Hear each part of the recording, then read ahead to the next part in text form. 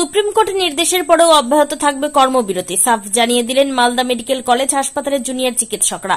মালদার মথুরাপুরে অভয়া ক্লিনিকের মাধ্যমে আজ মানুষকে চিকিৎসা পরিষেবা দেন মালদা মেডিকেল কলেজ হাসপাতালের জুনিয়র চিকিৎসকরা। 10টিরও বেশি বিভাগের চিকিৎসকরা সেখানে হাজির ছিলেন। চিকিৎসার পাশাপাশি বিনামূল্যে ওষুধও দেওয়া হয়। হবিবপুরের পর মানিকচকের মথুরাপুরে এটি দ্বিতীয় অভয়া ক্লিনিক। আর সেই ক্লিনিকে চিকিৎসা করার সময় তারা জানিয়ে দেন, যতদিন না আরজি করে ঘটনায় দোষীরা শাস্তি পাচ্ছে ততদিন কর্মবিরতি অব্যাহত থাকবে। উদ্দেশ্য হচ্ছে যে এখানে যে গরিব মানুষজন রয়েছে বা আরও যারা রয়েছে তাদেরকে হচ্ছে যে বিনামূল্যে যাতে চিকিৎসা দেওয়া হয়, এবং আমরা যে মালদা মেডিকেল কলেজে আমরা জুনিয়র ডক্টররা যারা কর্মবিরতিতে রয়েছি, তো সেটা ওখানে সিনিয়র ডক্টররা কাজ করে যাচ্ছেন, অসুবিধা নেই, কিন্তু সেটাও যাতে কর্মবিরতি না থাকে, আমরা যাতে সেই পরিষেবাও দিতে পারি, সেটার জন্য আমরা বিভিন্ন জায়গাতে অভয়া ক্লিনিক করছি, তো রোগীর পরিষেবা যাতে ব্যাহত না হয়। এখানে আরজি কর তো নিজে জিবি মিটিং করেছে, তাছাড়া আমরা নিজেদের মধ্যে আলোচনা করব, তারপর আমরা নিজেরা ডিসিশন নেব, এবং তাছাড়া আমাদের যে 5 দফা দাবি রয়েছে, যেরকম হচ্ছে যে দোষী তার প্রপার হচ্ছে যে যেন বিচার হয়, তাছাড়া হচ্ছে যে সিপির পদত্যাগ, আর প্রত্যেকটা মেডিকেল কলেজ এবং প্রত্যেকটা কর্মস্থল যেখানে রয়েছে সেখানে যেন হচ্ছে সুরক্ষা দেওয়া হয়, তাছাড়া হচ্ছে যে দোষীদের শাস্তি এইগুলো যেন ঠিক করে হয়। আর হচ্ছে সন্দীপ ঘোষ তার সে সাসপেন্ড হয়েছে ঠিক আছে, কিন্তু আসল যে কারণের জন্য মানে আরজি করে যে ভিন্নতম অপরাধের জন্য যেটার জন্য গ্রেপ্তার হওয়ার কথা এবং তার যে শাস্তি হওয়ার কথা সেটা তো এখনো হয়নি, তো সেটা যত তাড়াতাড়ি হবে, তো সেই দাবিগুলো যত তাড়াতাড়ি আমাদের মেনে নেবে এবং কাজগুলো হবে, তো সেগুলো হলে ভালো। আপনাদের কর্মবিরতি চলবে? হ্যাঁ, এখনো পর্যন্ত আমাদের কর্মবিরতি চলবে এবং আমরা আগামী কি করব সেটা আমরা জানি।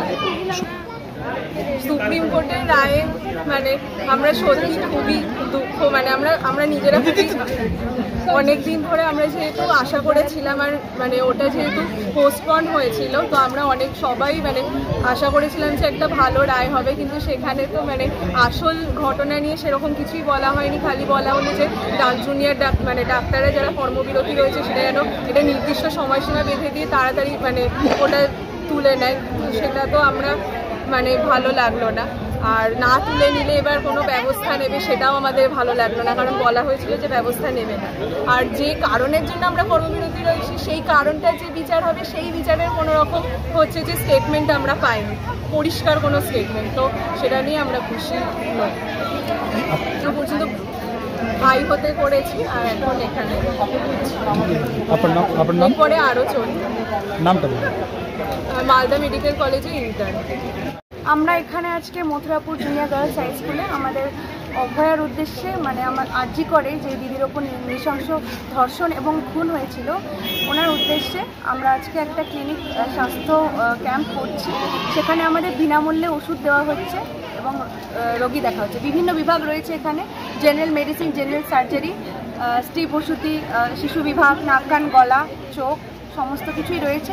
ওনারা আসছেন এবং ডাক্তারদের দেখাচ্ছেন, আমরা ফ্রিতে যতটা পারছি ওষুধ দেওয়ার চেষ্টা করছি। এটা আমাদের একটা প্রতিবাদের ধরন, আমরা এভাবে প্রতিবাদ করছি যাতে আমাদের দিদি ন্যায় বিচার পায়।